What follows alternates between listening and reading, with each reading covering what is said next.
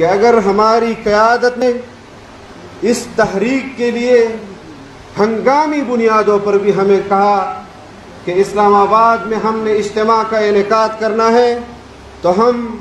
24 گھنٹوں کے اندر اسلام آباد داخل ہوں گے، اور جب تک ہماری قیادت نہیں کہے گی ہم اسلام آباد سے نہیں جائیں گے۔ ہم میڈیا کی آزادی کی جنگ بھی لڑیں گے، ہم آج عدالتوں کے اوپر جو دباؤ ہے اس کی آزادی کی جنگ بھی لڑیں گے، ہم ہماری اسٹیبلشمنٹ پر بین الاقوامی اسٹیبلشمنٹ کا جو دباؤ ہے ہم اپنی اسٹیبلشمنٹ کو بھی دباؤ سے نکالیں گے۔ ہم اس میدان میں اس جذبے سے اترے ہیں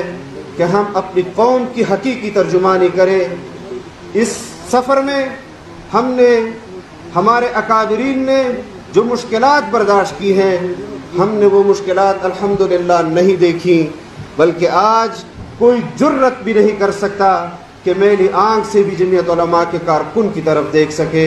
آپ پوری قوم کو پیغام دیں کہ جمعیت علماء کا کارکن آپ کی پشت پر ہے، جمعیت علماء کی قیادت آپ کے پشت پر ہے۔ ہم میڈیا کو بھی یقین دلاتے ہیں کہ میڈیا کی